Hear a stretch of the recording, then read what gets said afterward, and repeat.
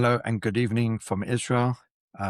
For this week's Israel Insider with me, Ashley Perry, advisor to the Middle East Forum Israel's office. Well, obviously, really, there's no other place to start tonight. Flicked over to the foreign media, the international media, Sky, CNN, France 24, and basically I saw images of the prime minister, or whatever it is, of Greenland and Denmark talking about any possible takeover by the US. And obviously, while that might be on the radar for some around the world, there's really only one thing on the radar for us in Israel, and that's what's going on in Iran.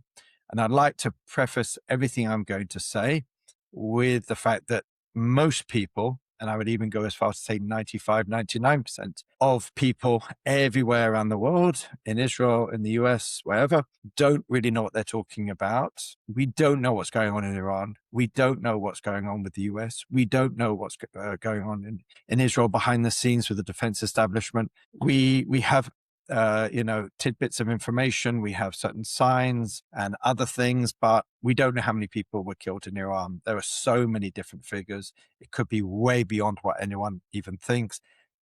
Even the regime, which is obviously always going to be the most conservative, is now talking about 3,000 deaths. But I've heard as much as 20,000. I'm sure everyone's heard different figures. We just don't know. The blackout in Tehran is all encompassing. Every now and again, a video gets out. Every now and again, something gets out. I saw an Iranian rapper talking about what he experienced as he made his way to Turkey. But at the end of the day, we don't know. We don't know when. As I said, I think it was last week, it was always a matter of when, not if, the US is going to attack Iran. And I think that we're way beyond that at this point. It's whether it's going to be in the next 24 hours or something like that. That's the suspicion here. I think that Israel will be given a heads up because obviously we'll have to prepare and we'll have to defend ourselves almost certainly against, the reaction from Iran, when they are attacked. But the signs, as I said, they're strong. We see, even as we speak, US aircraft refueling, aircraft that are basically leaving the major CENTCOM bases in Qatar. We see US personnel leaving and moving around the region, all the different bases, whether in Bahrain, Qatar, etc. We see airlines already stopping. Lufthansa and some of the Europeans have already stopped flying in and out of Iran. And as of an hour ago, they've said that they will only fly during the day. In Israel, they will not stay over. They will fly in and out, but only during the day. And that has already been followed by various other European airlines. And we also hear citizens being told to leave, embassy staff, non-essential embassy staff, leaving not Israel, but obviously Iran at this point. But in Israel, life goes on. It's quite remarkable. I saw this video earlier.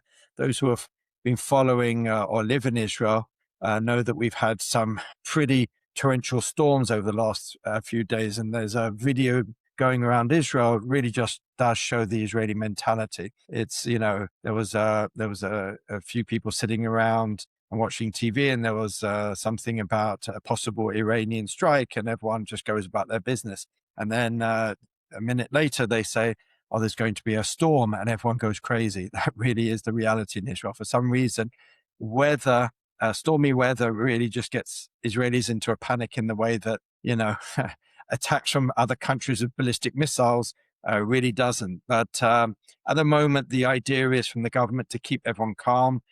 We don't know anything yet. I'm not even sure if any trigger has necessarily been pulled. Again, it could be during this particular webinar that the sirens will go off, and I'm in the safe room already now, just doing this anyway, which I do every week.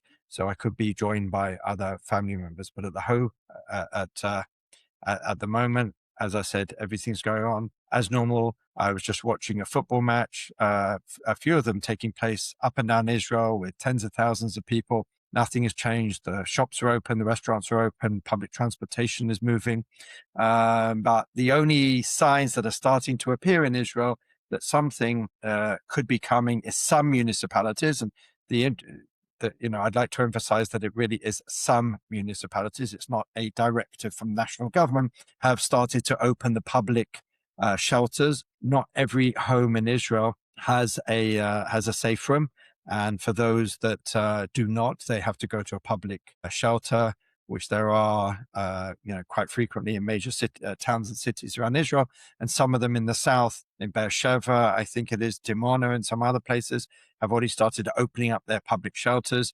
As we know from previous attacks, Iran does try and target parts of the south because there are quite a few air bases. We also know some of those air bases are also being, I don't know if you'd use the word evacuated, but certainly the number of people who will be on those bases is certainly going to be limited.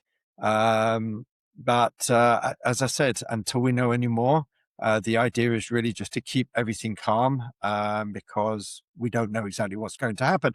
And there is a possibility that Israel won't even be involved. And at the end of the day, the analysis is that really comes down to what the US will do. If it's going to be a relatively limited strike, then perhaps the Iranians will realize that it's better not to up the ante, because obviously if they target Israel, they target US bases in a ferocious way, then obviously the response to that will be far greater. So perhaps they could feel that they could get away with something a lot less. So if the US is going to do something more limited, then there is an expectation in Israel that perhaps we won't be involved. Obviously, if the US does something far greater or really, really challenges the regime, then there is a great concern that we will then be targeted perhaps with US bases and other targets around the region. So the Israeli public hasn't been told to change their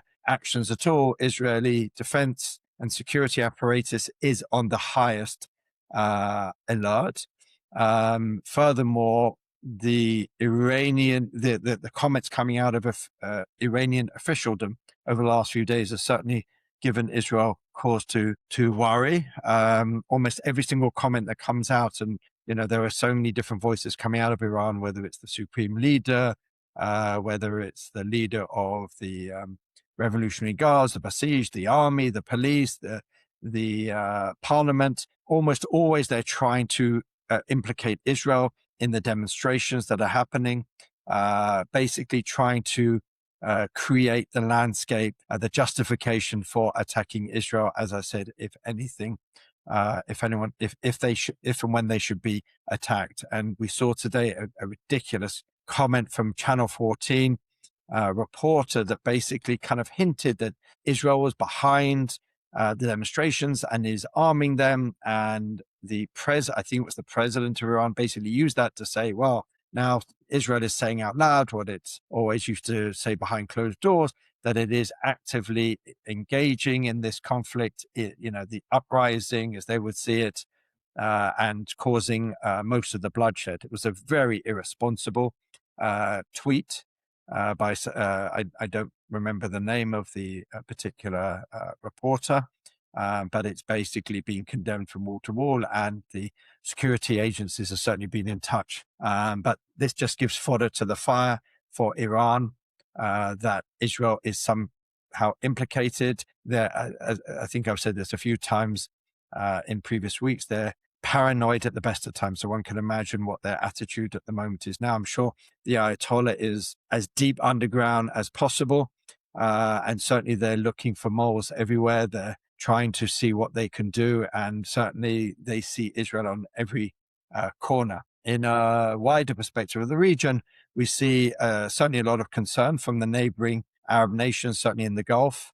They don't want to be targeted. Some of them, as I said, do have US bases, but they certainly don't want to be seen as complicit, especially everybody's worried, and it goes back to what I was saying before about Israel. If the regime should start to fall, that is perhaps when they're most dangerous and they have nothing to lose. They could just start firing in different directions, obviously trying to settle a lot of scores before they go down, not just with Israel, but obviously with others like Saudi Arabia, United Arab Emirates. So many of these countries are trying to publicly reassure Iran that it has nothing to do with it. There's a lot of messages over the last 24 hours sent by Arab leaders to the US, telling them, let's try diplomacy first. This is not the way to do it.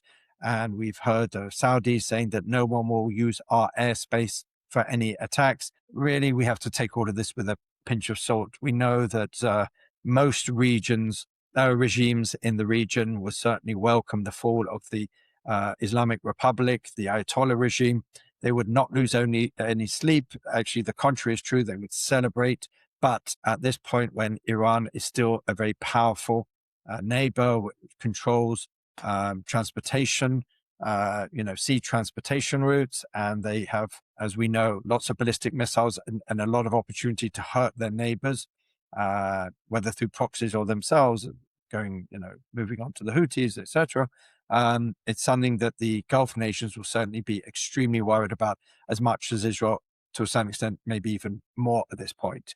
The Europeans are also worried. They say there's been a lot of talk that they say something will happen within 24 hours, and that was released earlier today. As on Israel's northern border, we haven't heard too much from Hezbollah. What we have heard is that they will not join in. They're weak as it is. Israel is giving them, blow after blow, day after day. So it's unlikely Hezbollah will join in, they said, unless the Ayatollah is harmed. So if, as some suspect, Trump might go after the leadership, especially the Ayatollah, perhaps that will be the casus belli. But again, Hezbollah are not the force they were.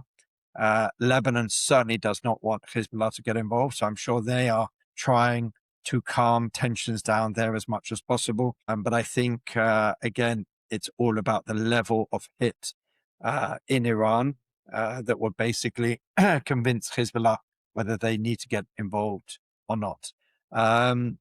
There's really not much more to be, actually, there probably is a lot more to be said on Iran, but we're going to move quickly onto something that kind of missed the headlines because of what's going on in Iran, and the announcement of phase 2 of the Gaza peace plan, which was announced by Special Envoy Steve Witkoff, interestingly not by Donald Trump himself, by President Trump, perhaps because of what's going on. And as I said, it kind of fell below the radar. Perhaps that was intentional. I don't know.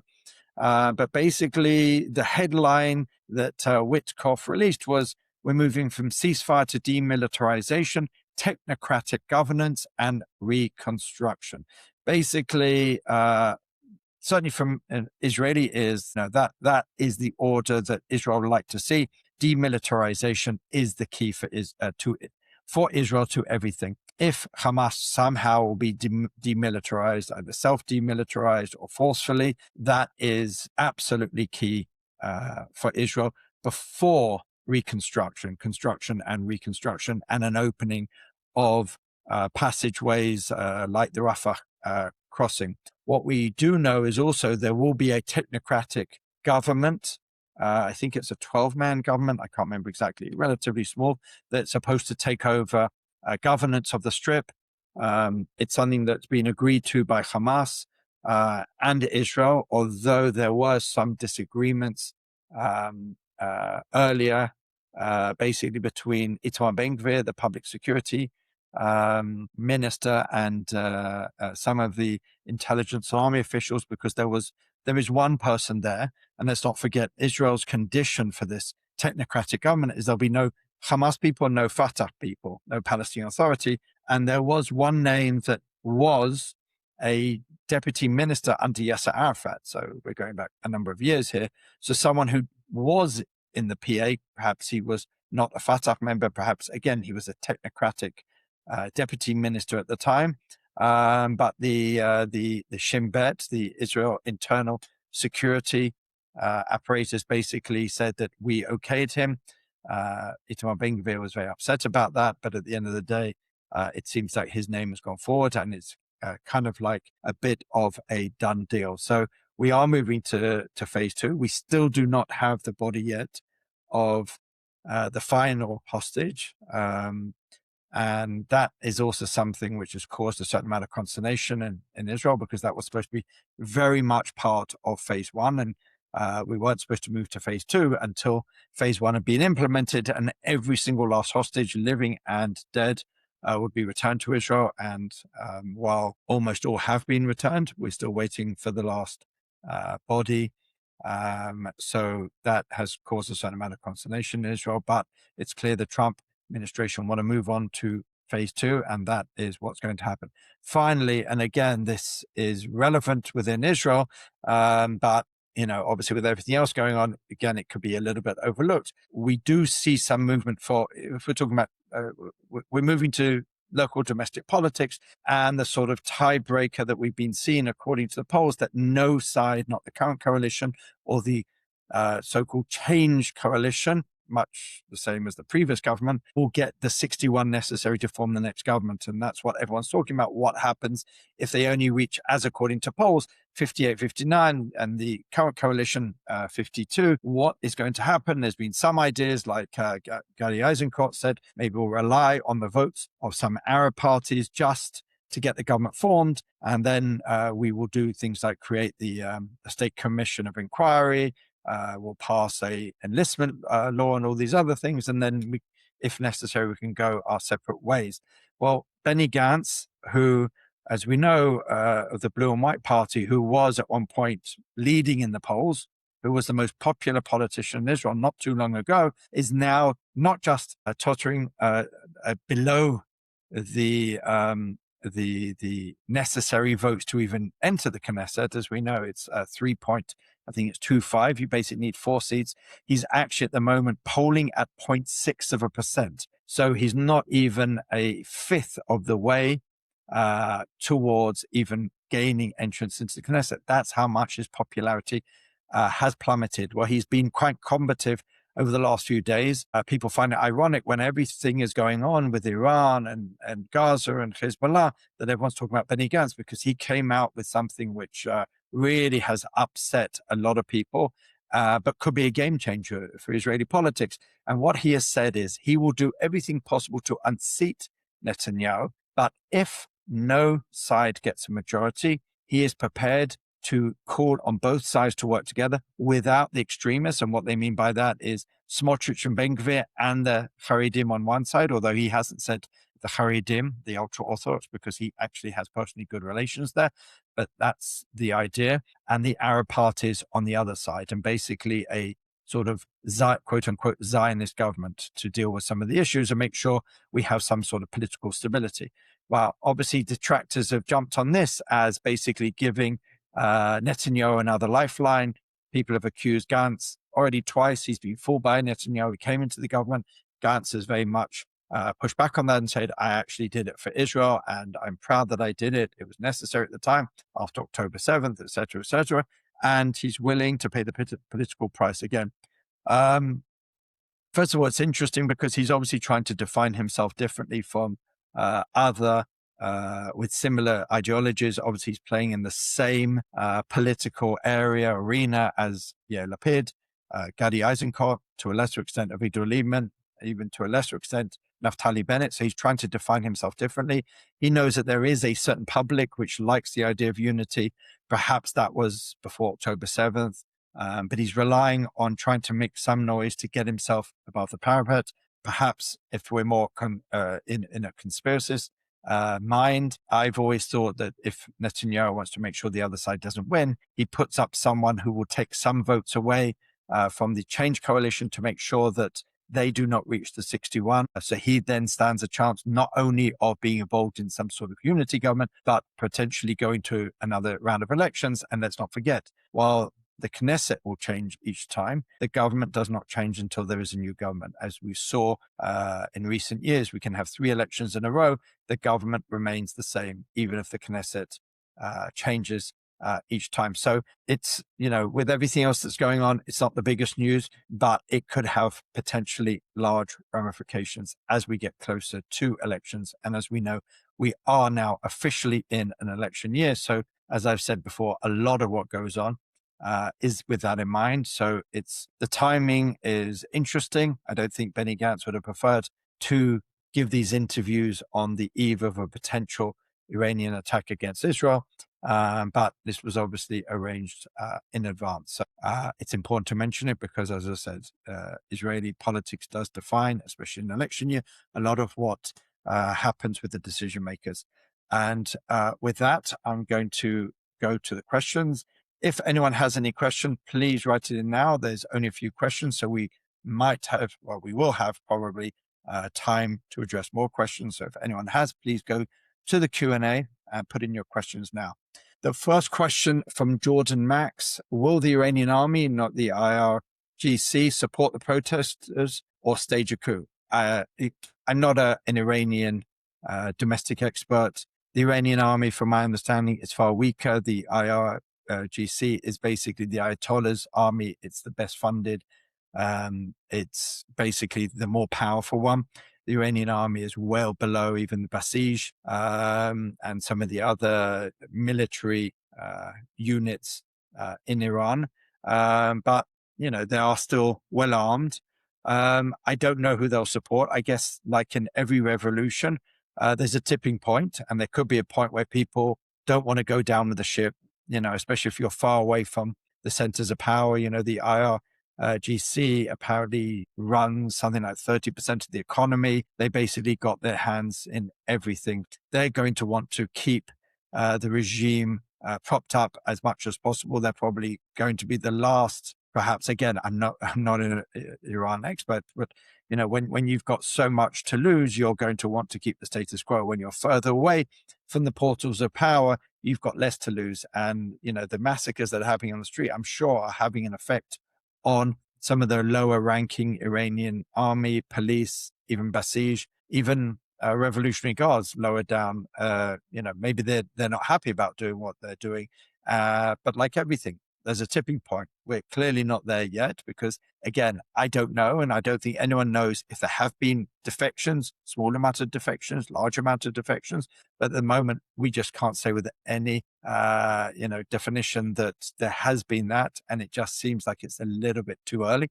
Perhaps that is one of the things that the policy planners in the US, perhaps even in Israel, will have in mind. To try and see, because at the end of the day, the regime will only be toppled if that is, in fact, the goal of anyone, really from within. We're not going to see any land troops, almost certainly from the US, certainly from Israel. It's too far away. So, there's only a certain amount you can do from the air. But I'm sure a lot of thought has gone into this. What could be pressure points that can make a change? But at the end of the day, the change is only going to come from within Iran, from the people itself. Second question we have from Barak Korkmaz: do you think Iran has any kind of weapons of mass destruction? If yes, can they use them? Does Israel evaluate this option? If yes, what is the percentage? I mean, I don't know the percentage. The biggest threat for decades was the nuclear threat. Israel and the US, obviously, in the July strikes, dealt a massive blow to Iran's nuclear weapons program. Now, it didn't deal a permanently deadly blow, and there's all these discussions how quickly the nuclear program, the weapons program, could get back on its feet. It's extremely unlikely, and from my understanding, there are very few assessments that say that they've got anything like that. Do they have gas or others? I don't know. I haven't heard much about it. It's not like Saddam Hussein. We knew that he had weapons of mass destruction. He had gas and the rest of it because he used them against his own people. After the first Gulf War, he gassed many Kurds and many Shiites. And so, we know that he had those types of weapons of mass destruction. I don't know is the answer. To whether Iran has that. As I said, I don't think they have. The assessment is they don't have a nuclear tipped missile. They were still far away from that in July, and obviously since July it's even further away. So I would say if we're specifically talking about nuclear, the assessment is that Iran does not have a nuclear weapon at this point in time. So the percentage of that would be very low. JL asked, what exactly will be involved in phase 2? It's a very good question. Basically, as Steve Witkoff laid out, We just have to revisit the 20-point plan. I always thought it was 21, but apparently Witkoff now talks about 20 points. I'm not sure which, if any, point was dropped off. But really, it's about disarmament. It's about governance. It's about reconstruction. It's about eventually a phased withdrawal from Israel, but Israel's not going to do anything clearly until they see some sort of demilitarization on behalf of Hamas. And the thinking in Israel is that's not going to happen. The question that's come around a few days, especially since the whole Iran thing gathers steam, is how long is President Trump going to give Hamas? Is there a specific timetable? Because if it's just a general demilitarization, we could be talking about this time next year or for years to come. But if if President Trump and the U.S. administration specifically says Hamas has got until a specific date to demilitarize, if not, we allow Israel to go back in, that's something else. And that is something that Israel is very much looking at. It's something that they tried to get across in that key meeting in Mar-a-Lago at the end of last year between Netanyahu and Trump. But we haven't heard that yet. It could be because the president's distracted. It could be a number of things. So I have to wait and see. Jerome Hellman asks, are there mercenary soldiers involved with the killing in Iran, i.e. Iraqi? Again, I don't know. It seems from the outside and everything I've read that it's purely Iranian at the moment. It wouldn't, in previous demonstrations of this nature, we know that Iran did bring in Hezbollah, their proxy Hezbollah in Lebanon, and some of the Shiite terrorist organizations, militant organizations in Iraq to try and quell the riots. It would be more difficult these days. Obviously, Hezbollah is a shadow of itself, and it's not so easy these days, even though the Iranian foreign minister was in Beirut not too long ago. So if there are, we're probably talking about relatively small amounts, certainly not what we've seen in previous times. Final question, I think, for tonight from Paul Soma. Will Israel allow Turkey to participate in Gaza? Well, that's a wide question. Participate. We did hear Steve Witkoff thank mediators in Egypt, Qatar, and Turkey. So they've obviously been involved. But as far as boots on the ground, Israel still has the veto on that. And as things stand at this point in time, Turkey has been vetoed. Israel will not allow it on the ground, especially with the comments that have come out from President Erdogan in recent weeks. Some really disgraceful comments, which are just pushing Israel further and further away from Turkey. So the likelihood of any Turkish troops being allowed into Gaza, under the, a Muslim Brotherhood inspired government to decommission or fight against a Muslim Brotherhood group is just, it's highly, highly unlikely. So no, Turkey will not participate on the ground in Gaza as things stand now. And with that, I want to thank everybody for participating, sending in your questions, and I wish everyone a good week, a good night, and we'll see you same time next week. Thank you very much.